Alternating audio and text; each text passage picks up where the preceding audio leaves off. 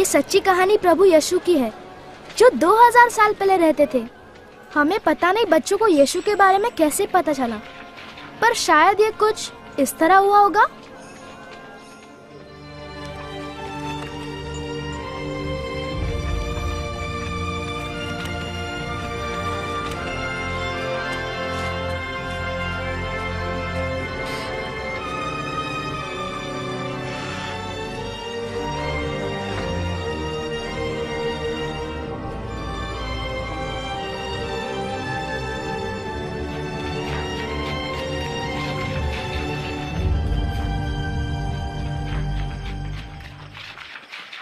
किसी ने तुम्हें देखा? नहीं तो मुझे भी नहीं। तुम्हें? शायद नहीं। ठीक है, आओ चलें।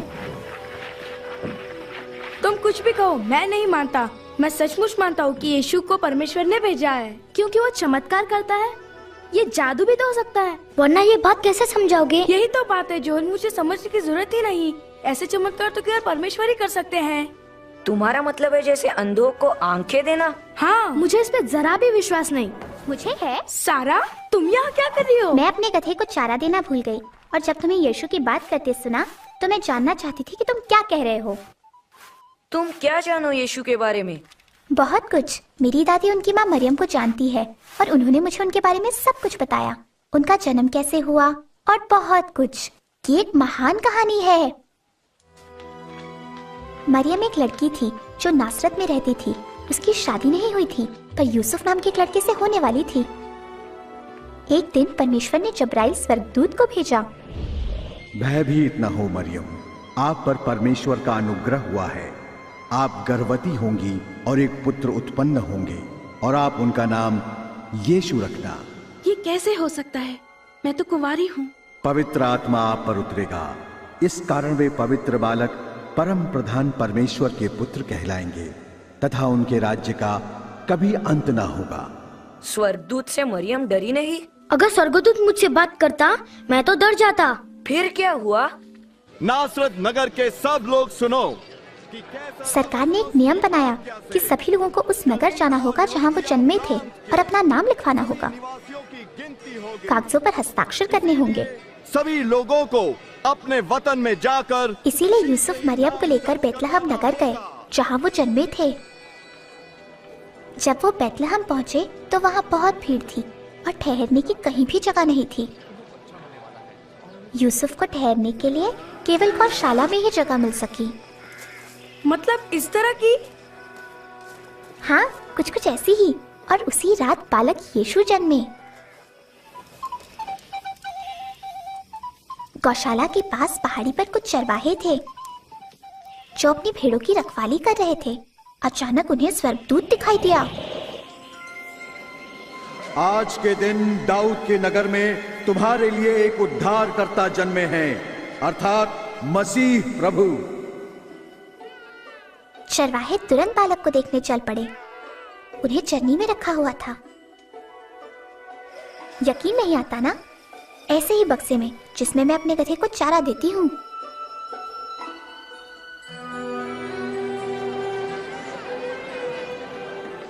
जन्म के बाद मरियम और यूसुफ यीशु को यरूशलेम के मंदिर में लाए। वो परमेश्वर से प्रेम करने वाले एक व्यक्ति शिमोन से मिले। परमेश्वर, अब आप अपने सेवक को अपने वचन अनुसार शांति से अपने पास बुला लें। परमेश्वर ने शिमोन को वचन दिया था कि वो यीशु को देखे बिना मरेंगे नहीं। मेरी आंखों ने आज आपके उद्धार को देख लिया है। ये बालक परमेश्वर का चुना हुआ है। तुम दोनों को आशीष मिले। वो बालक परमेश्वर के चुने हुए थे, जो बड़े होकर सारी दुनिया के सब लोगों को क्षमा करेंगे, उन सब बुरी बातों के लिए जो वो सोचते, कहते या करते हैं, जिन्हें परमेश्वर पाप कहते हैं। यीशु छोटे बच्चे थे और अब वो आदमी है, हमारी तरह बालक नहीं थे। जरूर थे। मेरी दादी ने मुझे बताया कि जब यीशु 12 वर्ष के थे, मरियम और यूसुफ उन्हें यहाँ यरूशलेम लाए थे। यीशु मंदिर में गए और वहाँ सभी बड़े धर्मगुरुओं से बात करने लगे। ये किसका पुत्र है जो ऐसे प्रश्न पूछता है? ये नासरत से है। हमने सोचा कि ये हमारे साथ ही है। कृपया इसकी गलती क्षमा करें। इसके बाद यीशु अपने माता पिता के साथ घर वापस चले आए। जैसे वो पढ़ने लगे, हर दिन और बुद्धिमान होते गए। हर एक घाटी अवश्य भरी जाए, हर एक पहाड़। एक दिन यीशु अपने मौसेरे भाई यूहन्ना बपतिस्मा देने वाले से मिलने गए। यूहन्ना उन लोगों को बपतिस्मा देते जो परमेश्वर की आज्ञा मानना चाहते। उस दिन उन्होंने यीशु को भी बपतिस्मा दिया।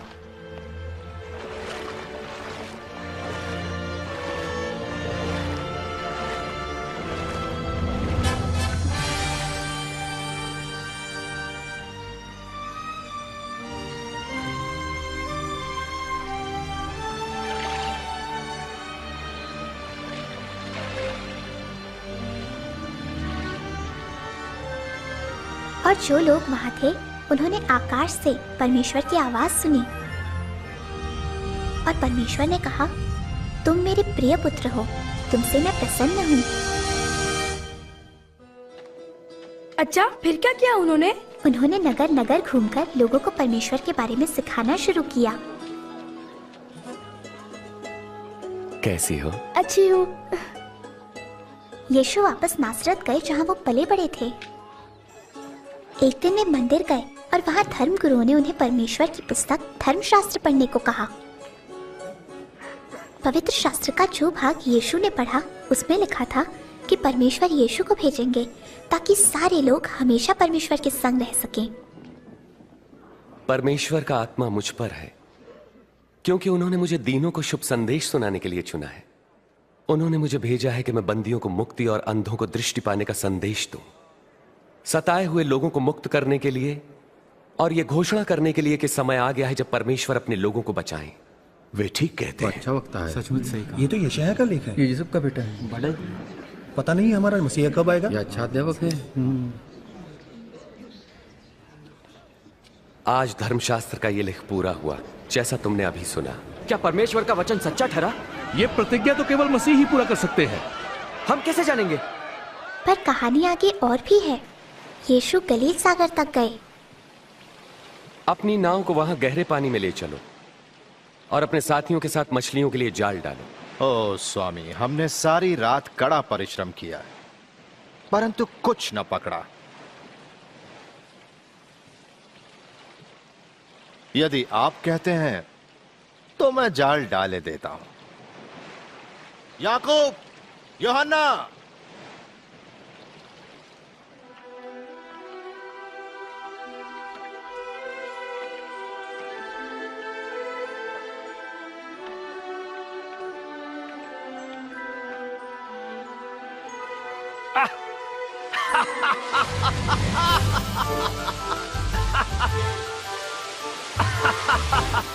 याकूब, यूहन्ना, अपनी नाव इधर ले और हमारी सहायता करो जल्दी। हम नहीं आ सकते, बहुत नाव है। इस तरफ ज्यादा ना भरो। जाल अंदर खींचो। अरे ध्यान से, अरे जरा खिसको। नहीं आता। अरे क्या खींचो, जाल खींचो। अरे क्या बात है। लगता है तभी पतरस समझ गया कि यीशु परमेश्वर के पुत्र हैं। पर पतरस डर गया। उसने अपने जीवन में बहुत सी गलत बातें की थी। वो समझ नहीं पा रहा था कि कैसे इतने पवित्र और महान यीशु उस जैसे पापी को स्वीकार करेंगे। प्रभु, मेरे पास से चले जाइए, मैं एक पापी मनुष्य हूं। तुम डरो मत।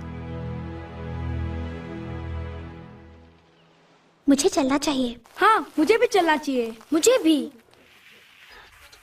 अच्छा, मिलते हैं। मिलते हैं।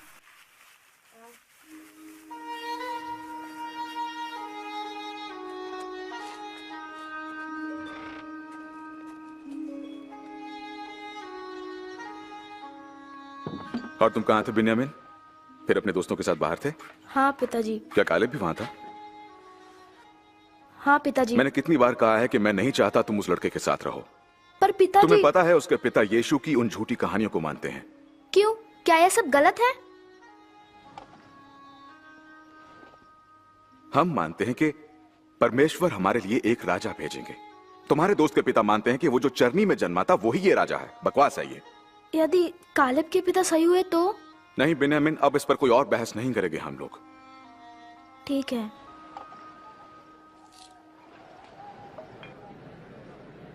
दुष्ट अपनी दुष्टता और अधर्मी अपने बुरे विचार छोड़कर परमेश्वर के पास आए और वे उन पर दया करेंगे और उन्हें पूर्ण क्षमादान देंगे।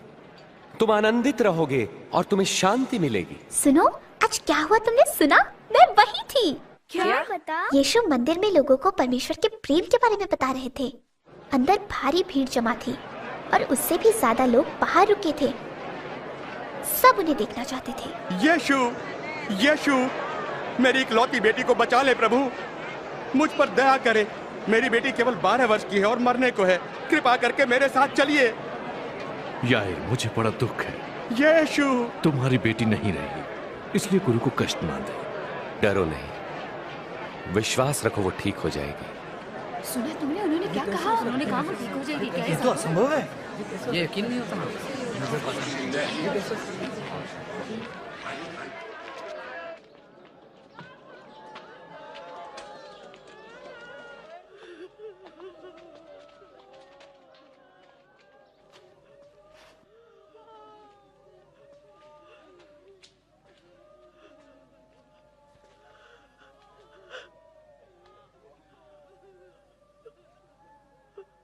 बेटी, उठो।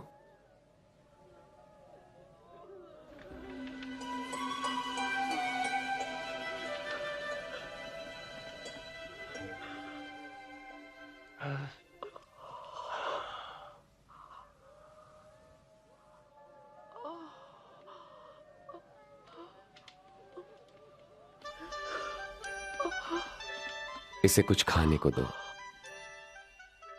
वाह, क्या सचमुच ऐसा हुआ? ऐसा ही हुआ। तुम्हें लगेगा नहीं वो कभी बीमार थी। मेरे पिता कहते हैं कि यीशु के सारे दोस्त बुरे काम करते हैं। वो कहते हैं सब पापी है। ये सही है, क्योंकि केवल यीशु ही सबसे प्यार करते हैं, चाहे वो कोई भी हो। मेरे पिता ने मत्ती नाम के व्यक्ति के बारे में बताया, जो शहर में अंदर आने वाले लोगों से चुंगी वसूल किया करता था।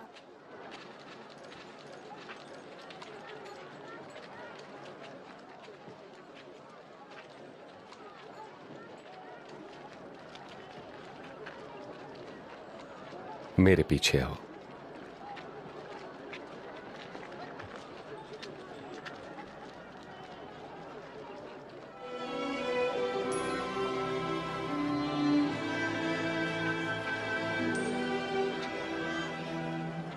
मत्ती उन 12 लोगों में से एक है जिन्हें यीशु ने अपना शिष्य चुना है। वो उनके सच्चे दोस्त हैं और हर जगह उनके साथ जाते हैं, लोगों को परमेश्वर के बारे में बताते हैं। उनमें है शिमोन, जिसे पतरस भी कहते हैं, अंद्रयास पतरस का भाई, याकूब, यूहन्ना, फिलिपस, बरतुल्मै और मत्ती भी, थोमा, एक और याकूब और एक और शिमोन, याकूब का भाई यहूदा और यहूदा इस्करियोती। ये सब कैसे याद किया तुमने? ये बहुत होशियार है। तुम्हें तो यही लगेगा क्योंकि तुम खुद बुद्ध हो। मैं नहीं हूँ। अपने गधे की तरह बिल्कुल बुद्धू। मेरे सहेली है वो, शैतान कहीं शैतान किसे कहा तुमने? छोड़ दो उसे। अच्छा, कौन रोकेगा मुझे? तुम? छोड़ना नहीं। लड़ो लड़ो मारो, चलो भी यार, पटक दो उसे। छोड़ना नहीं। लड़ो लड़ो लड़ो, मारो उसे, मारो मारो। ये लड़के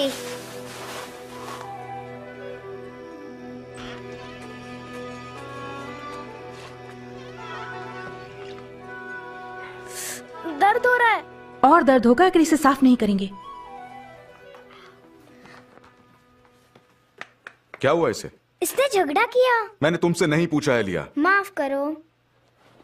वो मेरा कालेब से झगड़ा हो गया। ये यीशु की बात कर रहे थे।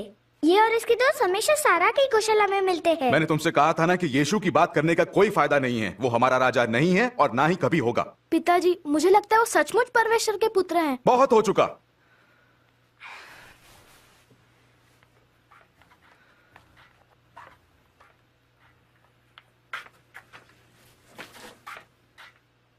क्या तुम बच्चे पर ज्यादा सख्ती नहीं कर रहे? मुझे नहीं लगता, पर अब जल्दी ही बात साफ हो जाएगी।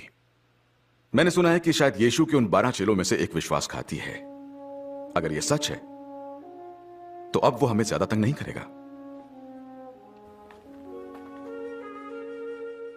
शत्रुओं से प्रेम रखो, घृणा करने वालों का भला करो, जो श्राप दे उन्हें आशीष दो, बुरा करने वालों के लिए प्रार्थना करो।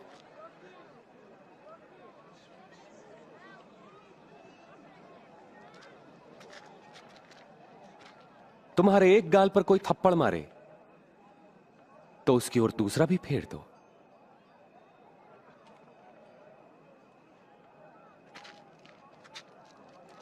कोई तुम्हारा अंगरखा ले तो अपनी कमीज भी उसे दे दो। किसी भी मांगने वालों को मना मत करो।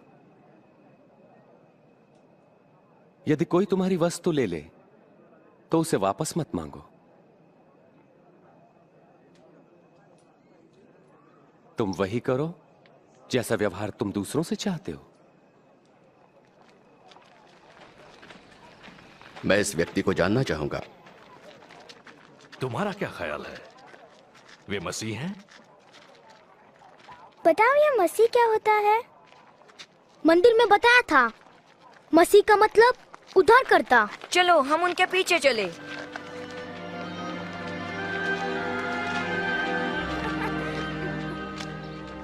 है ना बढ़िया भोजन। हाँ, क्या यीशु के किए चमत्कार देखे? यकीन नहीं आता। उन्होंने चुंगी वालों और पापियों को भी मित्र बना लिया है।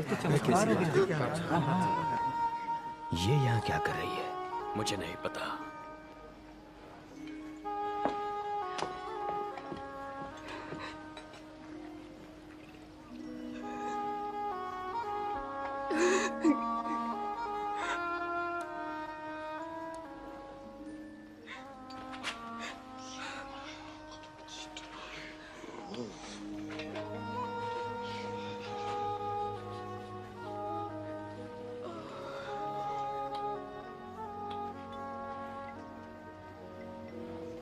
यदि ये मनुष्य सचमुच कोई भविष्यवक्ता होता तो जान लेता कि यह स्त्री कैसी है जो उसे छू रही है। वो जानता कि वो कैसा पापमय जीवन जी रही है। मैं जानता हूं कि ये स्त्री कौन है शिमोन। मैं तुम्हें एक बात बताता हूं। किसी महाजन के 2 कर्जदार थे, एक पर 500 और दूसरे पर 50 रुपए का कर्ज था। दोनों ही कर्ज चुकाने की स्थिति में नहीं थे। उसने दोनों का कर्ज माफ कर दिया। उससे अधिक प्रेम कौन करेगा? मेरे ख्याल से जिसका अधिक कर्ज माफ हुआ। तुमने ठीक कहा। इस स्त्री को देखो। मैं तुम्हारे घर आया, तुमने मुझे पैर धोने के लिए पानी भी नहीं दिया, पर इसने आंसुओं से मेरे पैर धोकर अपने बालों से पोंछा। तुमने चुंबन से मेरा अभिनंदन नहीं किया, पर जब से मैं आया हूं तब से इसने मेरे पांव चूमना न छोड़ा। तुमने मेरे सिर पर तेल नहीं मला, पर इसने मेरे पांव पर इत्र उड़ेला है। मैं तुमसे कहता हूं कि इस स्त्री का अत्यधिक प्रेम सिद्ध करता है कि इसके पाप जो बहुत थे क्षमा हुए, पर जिसे थोड़ी क्षमा मिली वो थोड़ा ही प्रेम करेगा।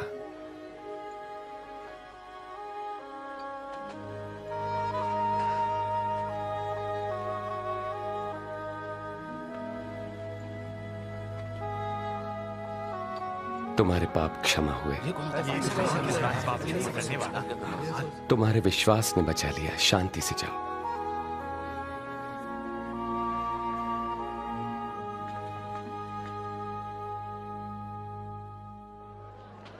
कृपया मुझे उठा लीजिए। आ जाओ मेरे कंधे पे। मसीहा, अब तुम देख सकते हो? हाँ, मैं यीशु को देख सकता हूँ। एक बीज बोने वाला बीज बोने निकला। बोते हुए कुछ बीज मार्ग के किनारे गिरे और रौंद डाले गए, और पक्षियों ने उन्हें चुग लिया। और कुछ पथरीली भूमि पर गिरे। जब वो उगे तो पानी न मिलने के कारण वे सब मुरझा गए। और कुछ झाड़ियों के बीच में गिरे। झाड़ियों ने साथ साथ बढ़कर उन्हें दबा दिया। परंतु कुछ बीज अच्छी भूमि पर गिरे और सभी पौधों ने उगकर फल दिया, प्रत्येक ने 100 गुना। इस उदाहरण का अर्थ यह है, बीज परमेश्वर का वचन है। मार्ग के किनारे गिरे बीज उन्हें दर्शाते हैं जो वचन सुनते हैं, पर शैतान आकर उनके मन में से वचन चुरा लेता है ताकि वे विश्वास करके कहीं मुक्ति न पालें। पथरीली भूमि पर गिरे बीज उन्हें दर्शाते हैं जो वचन सुनकर आनंद से ग्रहण करते हैं, पर जड़ नहीं पकड़ पाते।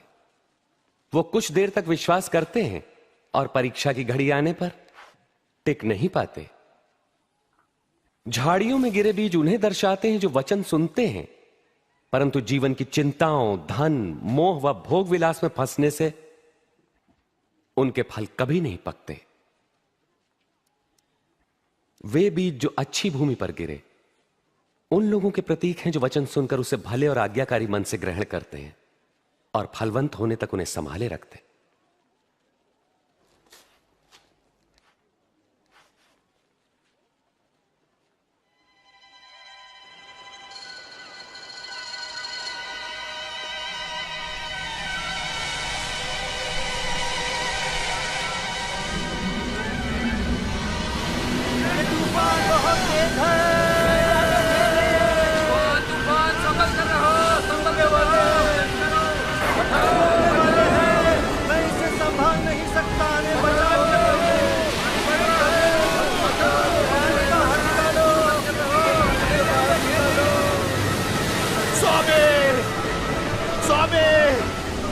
प्रभु यीशु, हम नाश हुए जाते हैं, हमें लहरें घेर रही हैं, हम डूब जाएंगे, हमें बचाइए, हमारी मदद करो, बचाइए प्रभु, अरे बहुत बड़ी तूफान है, सफर कर रहा हूं भाई।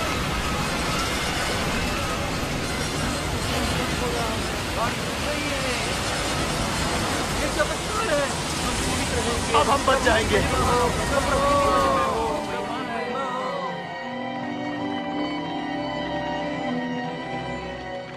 कहां गया तुम्हारा विश्वास?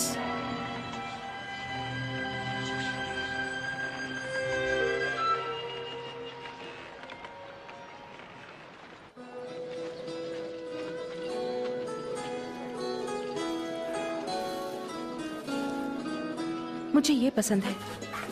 क्या दाम है इसका? नाथन, नाथन, सुना तुमने? यीशु आ रहे हैं। वो यहाँ आ रहे हैं। हाँ, नगर के बाहर। चलो हम भी चलते हैं। अच्छा चलो।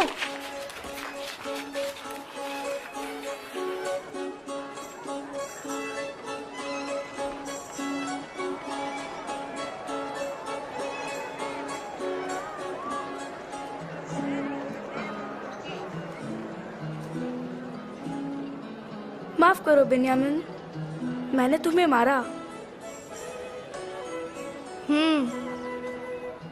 स्वामी, इन लोगों को भेज दें कि वे आसपास के गांवों और बस्तियों में जाकर अपने लिए भोजन और रहने की जगह ढूंढ सकें।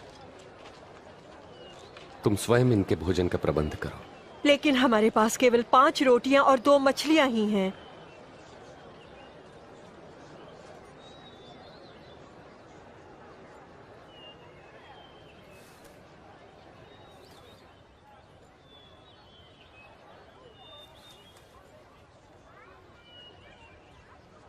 धन्य है आप प्रभु परमेश्वर, सृष्टि के मालिक, जो धरती पर अन्न उपजाते हैं।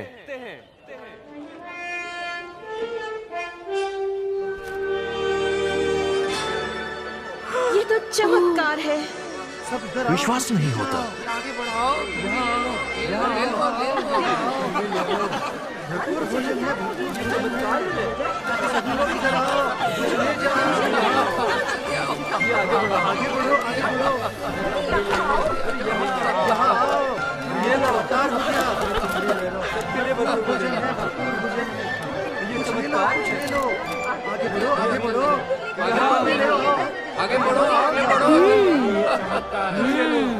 तुम्हें अभी भी विश्वास नहीं यीशु परमेश्वर के पुत्र है?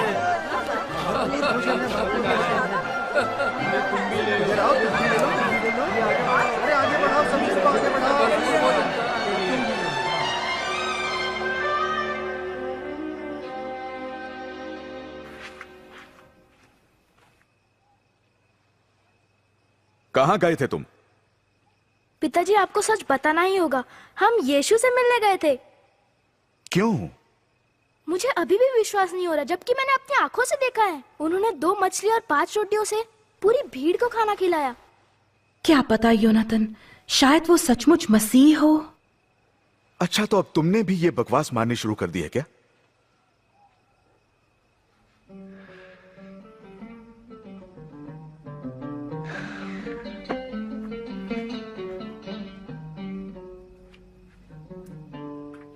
हम क्या करें? धर्मशास्त्र क्या कहता है? इसका क्या अर्थ है? तुम अपने प्रभु परमेश्वर को संपूर्ण हृदय, संपूर्ण प्राण, संपूर्ण सामर्थ्य, संपूर्ण मन से प्रेम करो। पड़ोसी को अपने समान प्रेम करो। तुमने ठीक कहा, यही करो तो जीवित रहोगे। मेरा पड़ोसी कौन है? एक बार एक मनुष्य यरूशलेम से यरीहो जा रहा था। तब डाकुओं ने हमला किया और लूटकर उसे अधमरा छोड़कर चले गए। तब एक धर्मगुरु वहां से गुजरा और उसे देखकर वहां से कतरा कर चला गया। इसी प्रकार एक पुरोहित भी वहां से निकला, पास आया, उस व्यक्ति को देखा और मुंह फेर कर चला गया। परंतु एक दलित ने मार्ग से गुजरते समय उस घायल मनुष्य को देखा और उसका हृदय दया से भर गया। उसने घायल के पास जाकर घावों को साफ किया, फिर उसे अपनी सवारी पर बैठाकर वो एक सराय में ले गया जहां उसकी सेवा टहल की। दूसरे दिन मालिक को कुछ रुपए देकर उसकी देखभाल करने को कहा और कहा, जो कुछ खर्च आएगा मैं लौटने पर तुम्हें दे दूंगा। इन तीनों में से किसने डाकुओं द्वारा लुटे व्यक्ति से अच्छे पड़ोसी का फर्ज निभाया? जिसने उस पर दया की। फिर तुम भी यही करो। बच्चों को मेरे पास आने दो और उन्हें मना मत करो, क्योंकि परमेश्वर का राज्य ऐसों का ही है।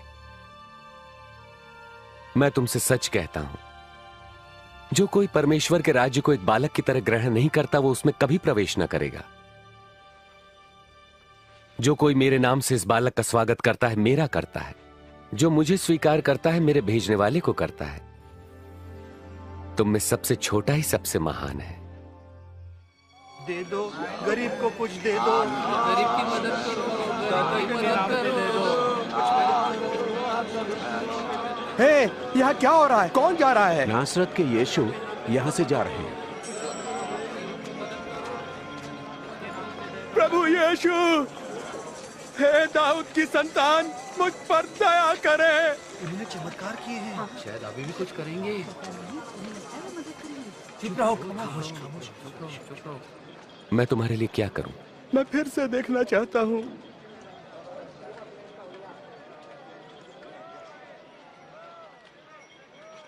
तो देखो, तुम्हारे विश्वास ने तुम्हें चंगा किया। मुझे दिखाई पड़ रहा है, मैं देख रहा हूं। यीशु,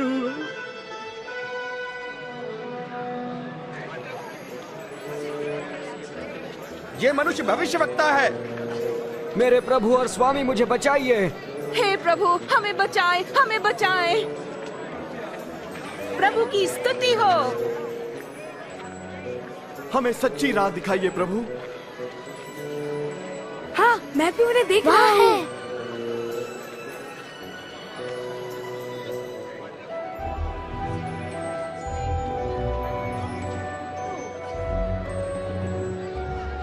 वो आदमी पेड़ पर क्यों चढ़ रहा है? वो पेड़ में से देखने के लिए बहुत नाटा है। ज़क्कई, जल्दी नीचे उतरो, क्योंकि आज मुझे तुम्हारे घर ठहरना है। मेरे घर? उसके घर कौन ठहरेगा? कभी ना जाऊं। उसके घर क्यों? वो तो चुंगी वसूल करने वाला है। ज़क्कई यीशु को कैसे जानता है? उसके घर वो चुंगी वसूल वाला है। वो अभी आदमी कौन जाएगा? ये बहुत अच्छा है, स्वादिष्ट है। जरा रोटी तो बढ़ा। सेब देना इधर। बहुत खूब, बहुत खूब। धन्यवाद, धन्यवाद। पीने के लिए कुछ है? बढ़िया, बढ़िया, बहुत बढ़िया। मैं अपनी संपत्ति का आधा भाग गरीबों को दे दूंगा। अगर मैंने किसी को ठगा है तो मैं उसे 4 गुना लौटा दूंगा।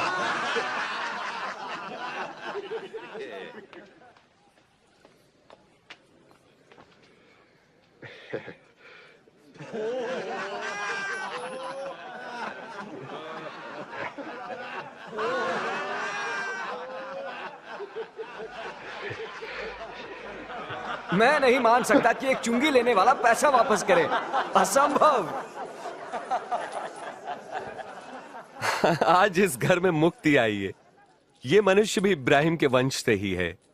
मैं खोए हुओं को ढूंढने और उनका उद्धार करने आया हूं।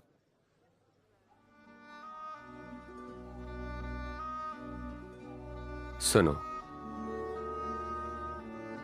हम यरूशलेम जा रहे हैं, जहां मेरे विषय में की गई भविष्यवक्ताओं की हर भविष्यवाणी पूरी होगी। मुझे अन्य जातियों के हाथ सौंपा जाएगा। वे मेरा उपहास करेंगे, मुझे अपमानित कर मुझ पर थूकेंगे, कोड़े लगाएंगे और मार डालेंगे। परंतु तीसरे दिन मैं जी उठूंगा।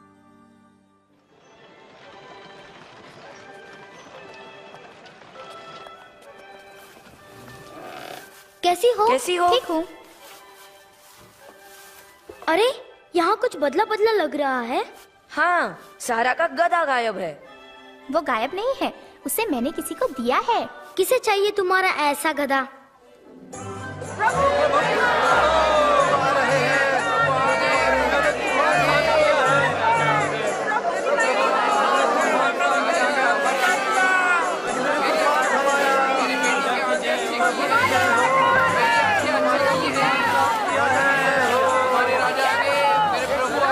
गुरु, अपने शिष्यों को आज्ञा दे कि वे शांत रहें। मैं कहता हूं, यदि ये चुप रहे तो स्वयं ये पत्थर चिल्ला उठेंगे। सबको आशीष मिले।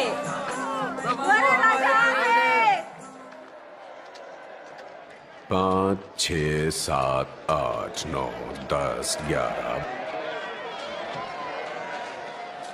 25, 26, 27, 28।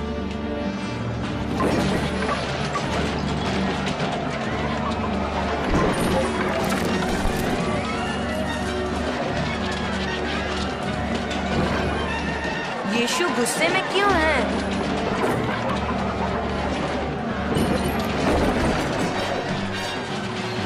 उन्होंने मंदिर को प्रार्थना का घर बनाने की बजाय व्यापार का बाजार बना दिया है। ये लिखा है, मेरा घर प्रार्थना का घर होगा, परंतु तुमने उसे डाकुओं की खो बना दिया। ये मेरे जानवरों को खा रहा है, रोको उसे, रोको उसे।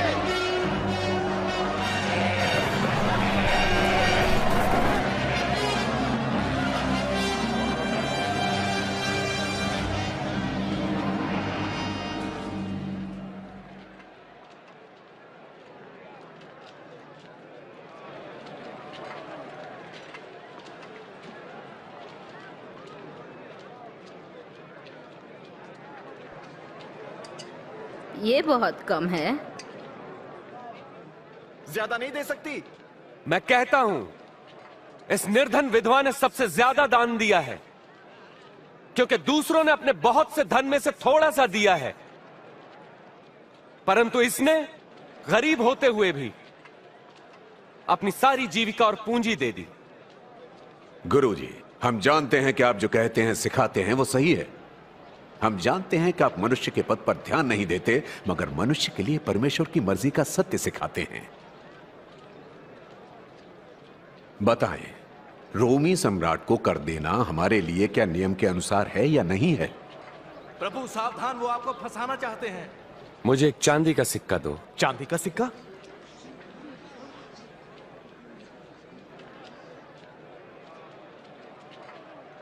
इस पर किसका चित्र और नाम अंकित है? राजा का।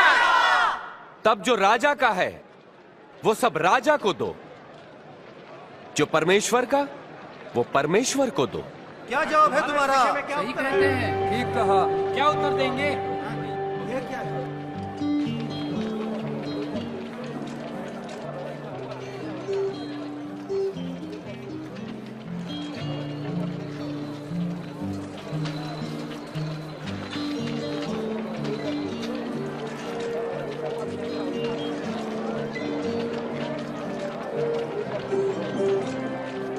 देखो, वहाँ पतरस है।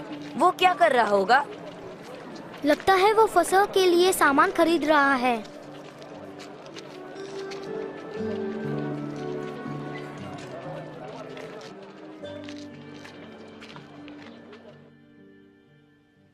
मेरी बड़ी इच्छा थी कि दुख भोगने से पहले ये फसह का बोझ तुम्हारे साथ खाऊं। मैं तुमसे कहता हूं, परमेश्वर के राज्य में इसका उद्देश्य पूरा न होने तक मैं इसे नहीं खाऊंगा।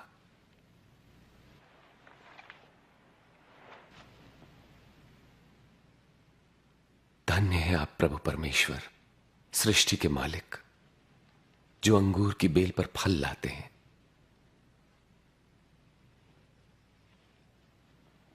इसे लो और आपस में बांट लो।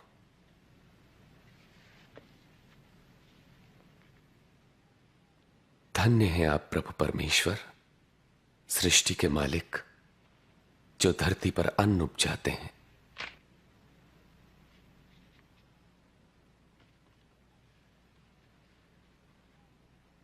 यह मेरी देह है जो तुम्हारे लिए दी जाती है। मेरी याद में ऐसा ही किया करो। यह प्याला मेरे लहू में नई वाचा है जो तुम्हारे लिए बहाया जाता है। पर देखो, मुझे पकड़वाने वाला मेरे साथ इसी में इस पर है। मेरी मृत्यु तो निश्चित है जैसा कि परमेश्वर ने ठहराया है, पर अफसोस उस पर जो मुझे पकड़वाया। ये नहीं हो सकता, ये हो ही नहीं सकता, असंभव। कौन है वो धोखेबाज प्रभु? प्रभु, मैं आपके साथ बंदी गृह जाने के लिए और मरने को भी तैयार मैं कहता हूं पतरस कि आज मुर्गे के बांग देने से पहले तुम 3 बार इनकार करोगे कि मुझे नहीं जानते।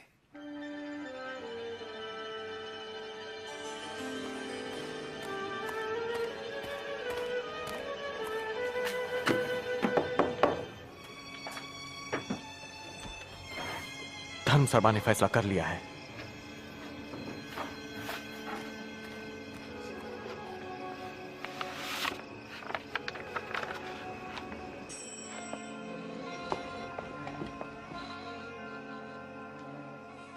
योनाथन, कौन था वो? ऐसा लगता है कि इस राजा कहलाने वाले का राज्य अब खत्म होने वाला है। मुझे अभी धर्मसभा का संदेश मिला है। यीशु के शिष्यों में से एक है यहूदा इस्करियोती, जो उसे गिरफ्तार करवाने के लिए राजी हो गया है।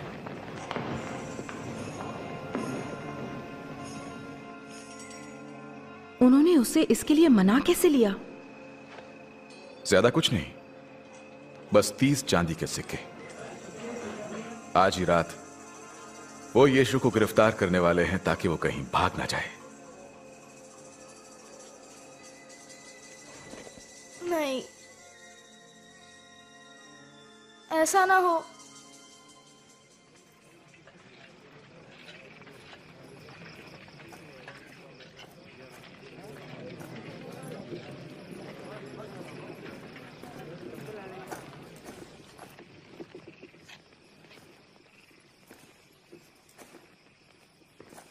यहूदा,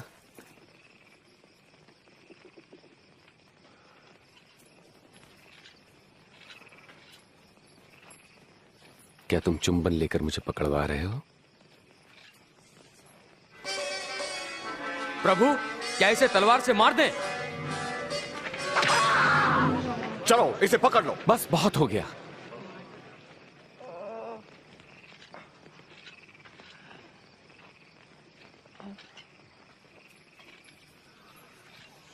चमत्कार। मुझे डाकू समझकर तुम तलवारें और लाठियां लेकर आए हो। मैं मंदिर में हर दिन तुम्हारे साथ था, तब तुमने मुझे नहीं पकड़ा। ये तुम्हारे सक्रिय होने की घड़ी है, जबकि अंधकार का साम्राज्य है।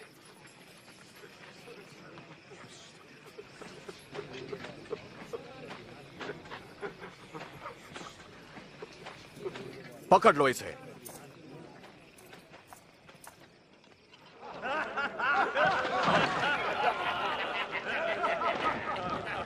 अरे राजा के कपड़े तो देखो।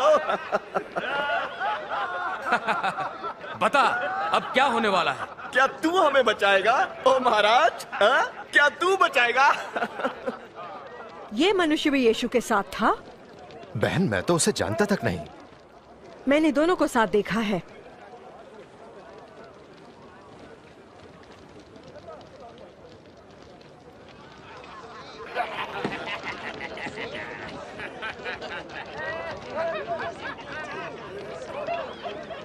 तू भी तो उनमें से एक है। वो मैं नहीं।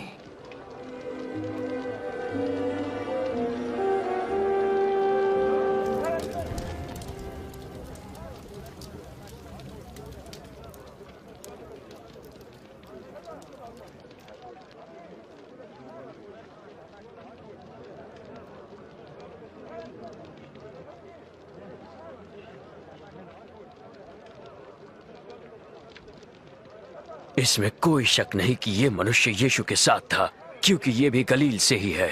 अरे होगा। पता नहीं तुम किसके बारे में बात कर रहे हो।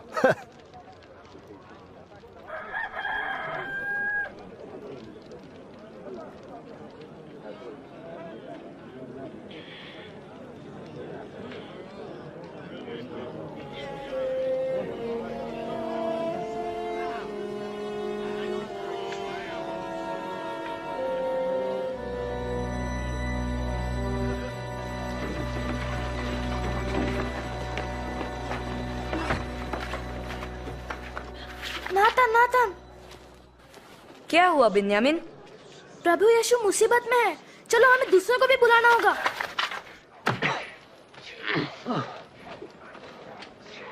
बोल, तुझे किसने मारा? भविष्यवाणी कर, अब तुझे कौन मारेगा? बस करो, ये सब बंद करो। इसे सभा के सामने ले आओ। चल।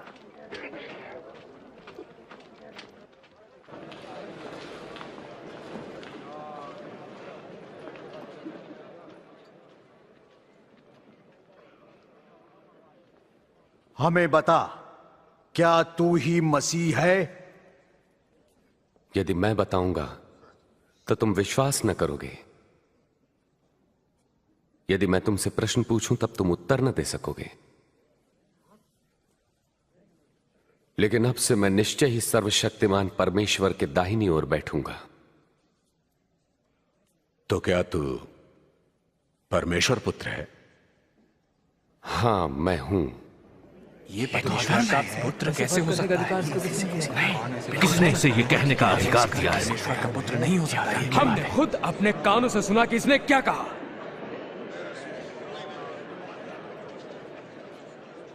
हम इसे पिलातुस के पास ले जाएंगे। हाँ, इसे ले चलो। करेगा क्या उसको? वे यीशु को पिलातुस के पास ले जा रहे हैं। पिलातुस? वो तो सबसे जालिम रोमी शासक है। उसने हजारों हजारों लोगों को क्रूस पर चढ़ाकर मार डाला है।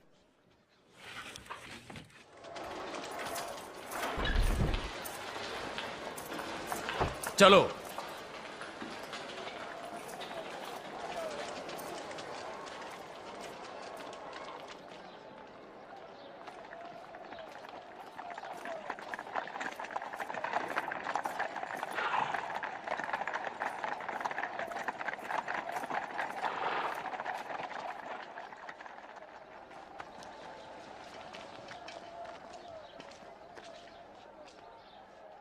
इतनी सुबह सुबह तुम लोग मुझसे क्या चाहते हो? हमने इसे लोगों को बहकाते हुए पकड़ा है। इसने मंदिर के बाजार में खलबली मचा दी। इसकी सजा क्या होगी? इसे दंड दो। मैं इस मनुष्य में दंड देने योग्य कोई अपराध नहीं पाता। हमने इसे दोषी पाया। रोमी सम्राट को कर देने को मना करता है, मसीह होने का दावा करता है, और राजा भी। राजा? क्या आप यहूदियों के राजा हैं? तुमने खुद कहा। इसने ये सब गलील में आरंभ किया था, अब यहां भी आ पहुंचा है। गलील में? क्या ये मनुष्य गलीली है? ऐसा है तो इसे राजा हेरोदेस को सौंप देना चाहिए। वो अभी भी यरूशलेम में ही है ना? इसे वहां ले जाओ।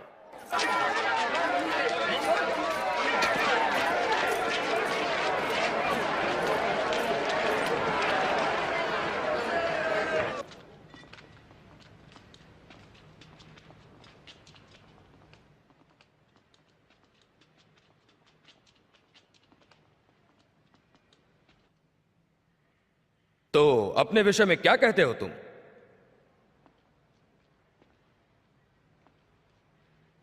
वे कौन है जिन्हें तुम अपना शिष्य कहते हो?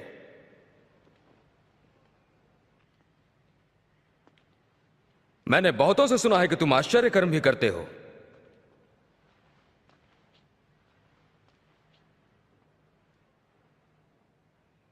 फिर मेरे लिए भी कुछ करो।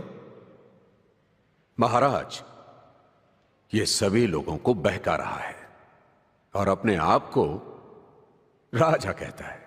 ये मनुष्य राजा?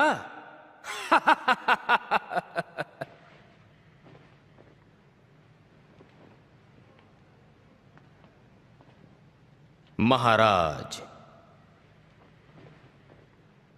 इसे खूब पीटो। ले जाओ इसे पिलातुस के पास, ये उसी के प्रांत का है। इस व्यक्ति ने मृत्युदंड के योग्य कोई अपराध नहीं किया, तो मैं इसे कोड़े लगवाकर छोड़े देता हूं। इस त्योहार के समय हमारे लिए आप एक आदमी को छोड़ने का अधिकार रखते हैं। हमारे लिए छोड़ दें बरअब्बा को। हाँ, ठीक है। और इस मनुष्य को दंड दें। हाँ, हमें बरअब्बा चाहिए।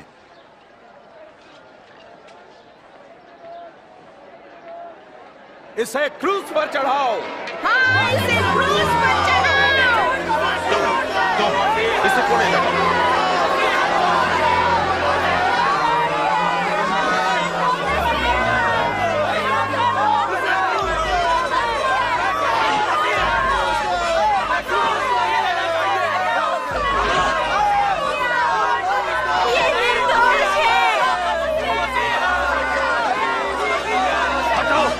आगे बढ़ो, उठो। चल, पीछे हटो, आगे बढ़ो जब मैं कहूं। वे उन्हें मार तो नहीं डालेंगे ना? उठो, उठ। तुम, क्या नाम है तुम्हारा? हजूर, मुझे शमौन कुरैनी कहते हैं। यहाँ आगे आओ।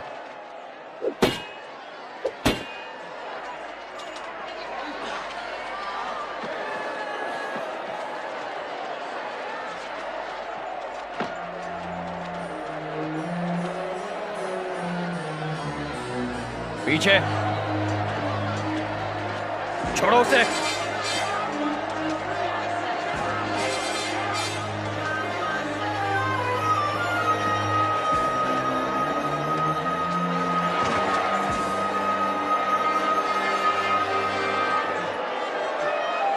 वहां खड़ा रहे। चलो, जल्दी जल्दी। अब तुम चलो चलो चलो।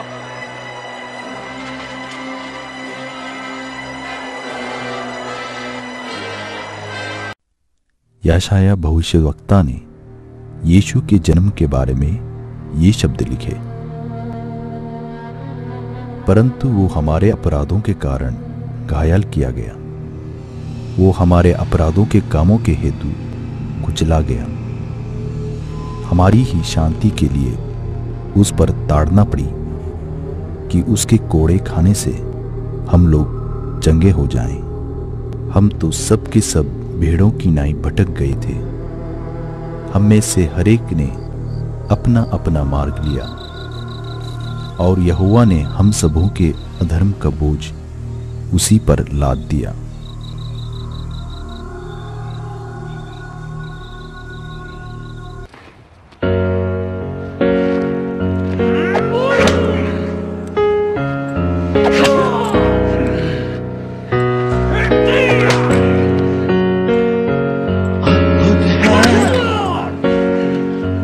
उसका प्रेम अद्भुत है, क्रूस का प्रेम जिस पर प्रभु ने दे दी जान मेरे बदले में। क्या तुझको दूं तेरे प्रेम के बदले, देता हूँ मैं अपना जीवन तेरी सेवा में, तेरी भक्ति में। हो क्या तुझको दूं तेरे प्रेम के बदले, देता हूँ मैं अपना जीवन तेरी सेवा में, तेरी भक्ति में।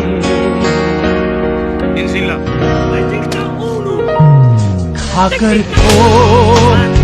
रे यीशु ने चंगाई रोगों से हमें, हो खाकर रे यीशु ने चंगाई में क्या तुझको दूं, तेरे प्रेम के बदले देता हूँ मैं अपना जीवन तेरी सेवा में, तेरी भक्ति में। हो क्या तुझको दूं, तेरे प्रेम के बदले देता हूँ मैं अपना जीवन तेरी सेवा में, तेरी भक्ति में।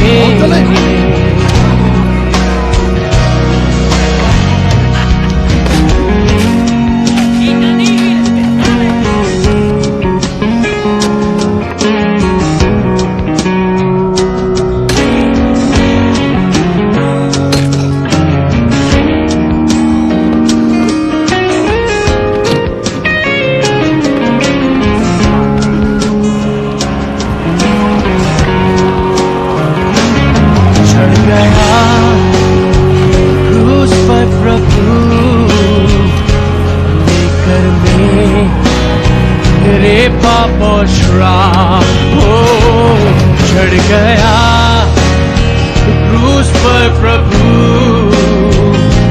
लेकर मेरे पाप और श्राप।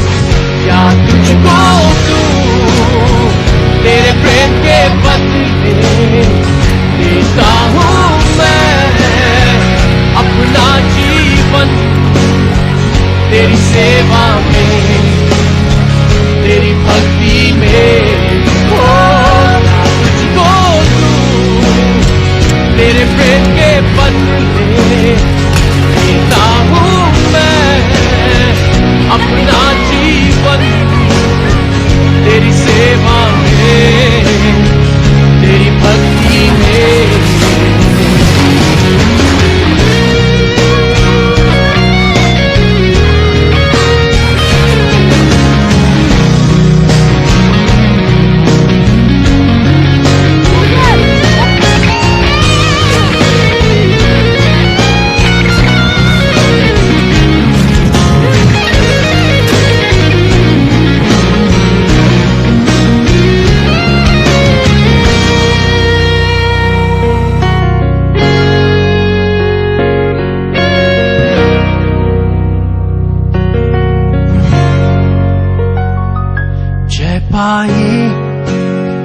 पाप मृत्यु पर जी उठकर मेरे प्रभु ने हो जय पाई। पाप मृत्यु पर जी उठकर मेरे प्रभु ने। क्या तुझको दूं, तेरे प्रेम के बदले देता हूँ मैं अपना जीवन तेरी सेवा में, तेरी भक्ति में। हो ना तुझको दूं, तेरे प्रेम के बदले देता हूँ मैं अपना जीवन तेरी सेवा में, तेरी भक्ति में।